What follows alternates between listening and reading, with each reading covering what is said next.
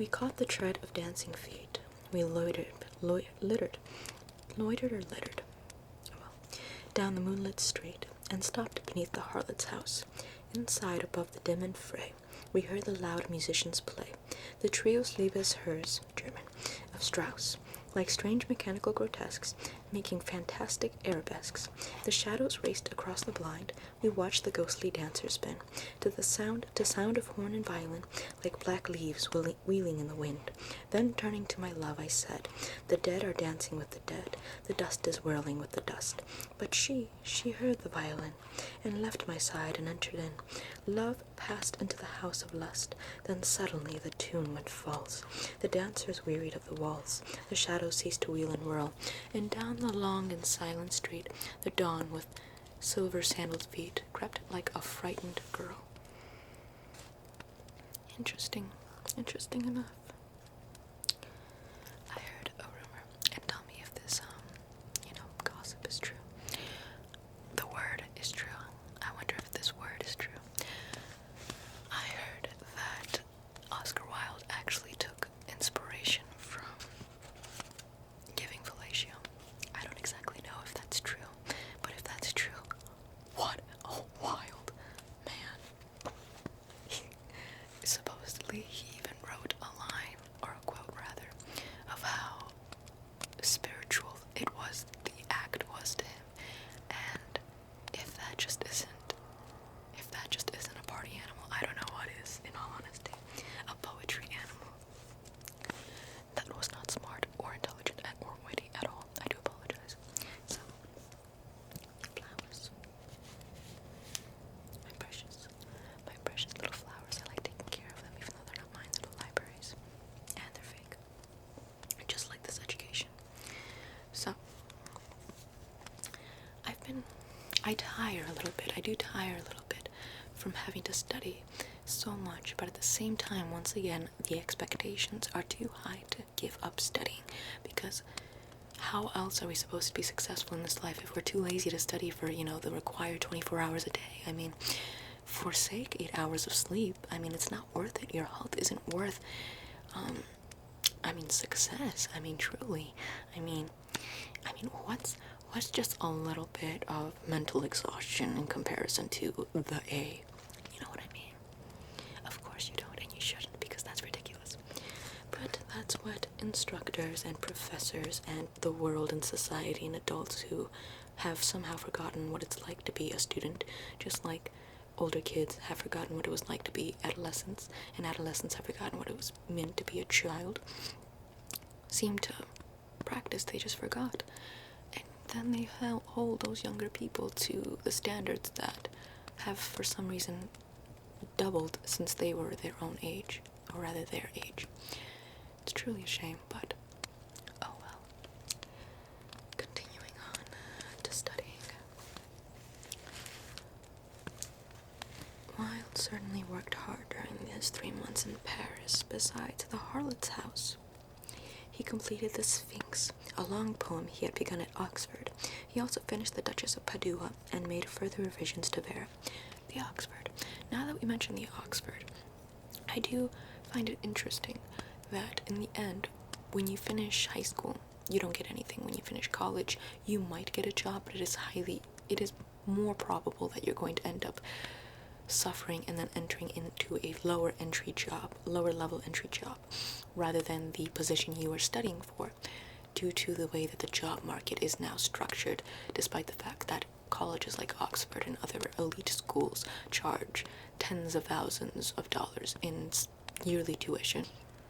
And despite those costs, you still don't end up with a job in the end, so you have to wonder, is it worth it? And then when you come to the correct conclusion, you realize it most likely isn't. So, back to where I was reading. A friend of his mother's named Clarissa Moore, who lived in Rome, invited him to visit her there at this time.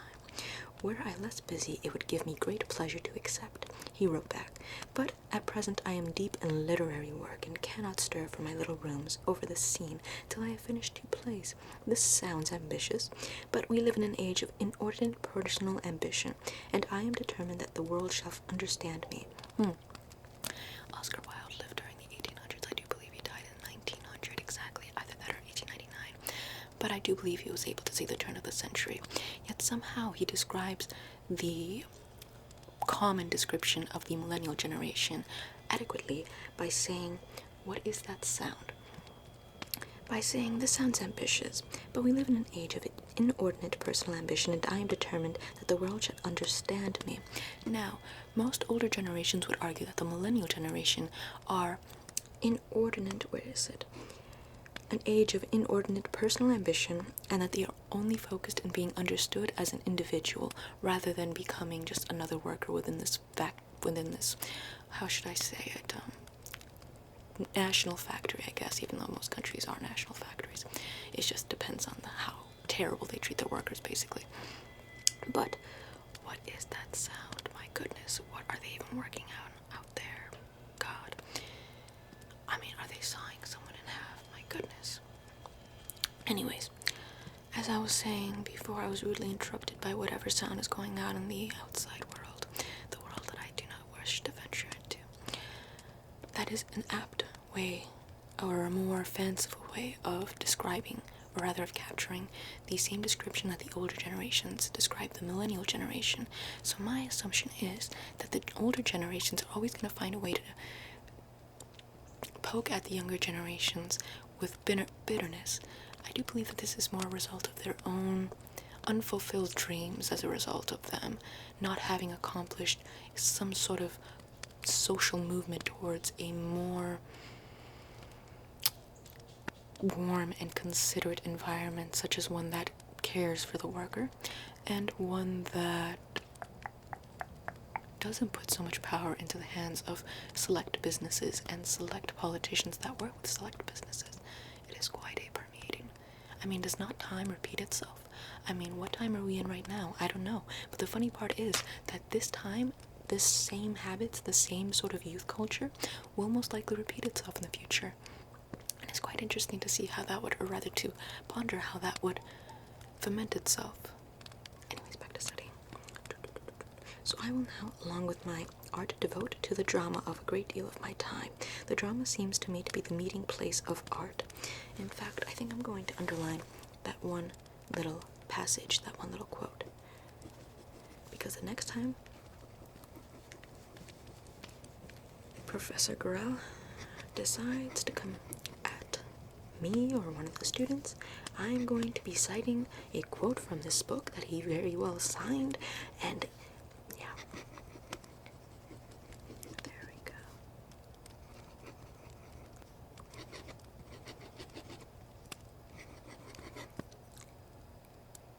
This pen is always running out of ink, and it's such a shame.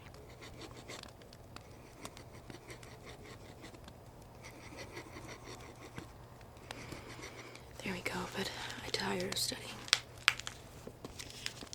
And the binding on this book, I do worry that the binding on this book is going to end up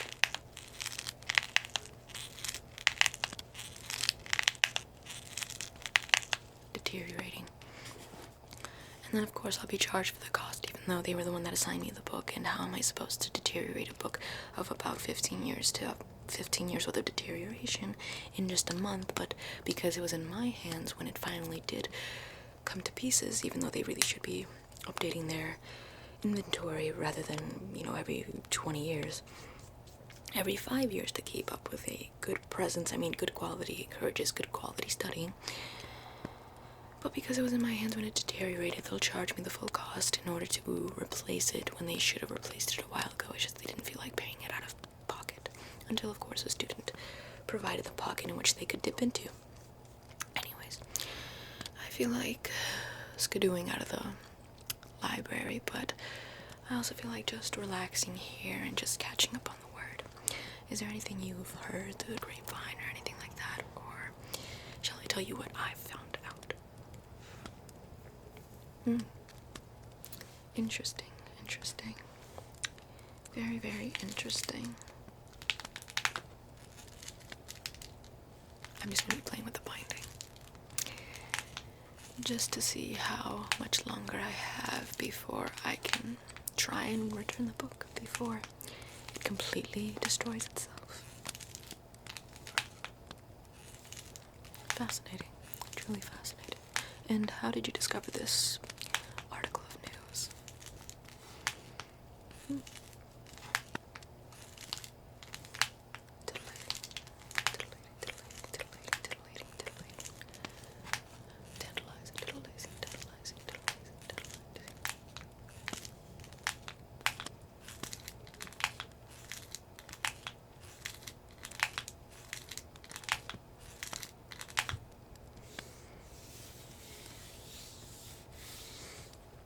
Poor thing. Oh, I'm so sorry. I wasn't really paying attention to you. I was more curious as to the recent gossip I just heard, but I have to whisper because it's about the librarians. Because I mean, like when you spend so much time in the library, you start to pick up on the hot gossip going on around the faculty and stuff like that. So yeah, are you ready? Okay, this is the word. Okay, so like, I don't know if you've heard, but like the librarian is like having an affair now with the what's I don't know, the sous chef, I guess, the student sous chef. And when I found that out, I was like, wow, what a Demi Moore, Ashton Kutcher thing to happen. But at the same time, they're not Demi Moore or Ashton Kutcher. I mean, this is kind of weird, you know. So I'm kind of, whenever I like check out my books and stuff like that, I start to look at them and I'm like, on top of that, the other hot gossip I found out was that like Rudolph Valentino just died, and I'm like, what? I mean, everyone of course was stunned, but then I heard Gladys talking about it, and Gladys was saying, I never was interested in Rudolph Valentino. I don't understand why everyone is so, worked up about it, like maybe they're just doing it for attention, maybe they're just doing it because they like, want to like jump on the bandwagon and whatnot, and it's just, what, like, how do you not know, how do you not understand the importance that Rudolph Valentino had, not in the film industry, but in the hearts of millions of girls. I mean, he was like, what, the Beatles of like the world. I mean, it was just amazing. I mean, he just died too, and on top of that, John Lennon just died too, and it's like, John, like, where did that even come from? I mean, I hope they never let him out, because if he, and not because, it's like, oh, I hope he never let him out because of John, being, killed by him. It was more because if they let him out, he is going to be tortured. Oh my god, we're gonna bring back like the Inquisition on him. Like, he is going to be so tortured. Like, they're gonna see some medieval stuff going on. Like, they're gonna waterboard him, and then they're gonna like, what's it called? I forgot what it's called. I know it's not. It's when they put them on the wheel and they start spinning it and their spine breaks. I know, rack. No, the rack is when they're pulling him apart, but then again, it could also be the rack. Anyways, all of that, they're gonna be doing that to Mark David Chapman's with, like, so I really hope they don't let him out for his sake. I mean, that man is just going to be, wow, that's gonna be a day of just creativity, to say the least. Imagine all the ways you could kill Mark David Chapman. And so, what other news I've been developing so far?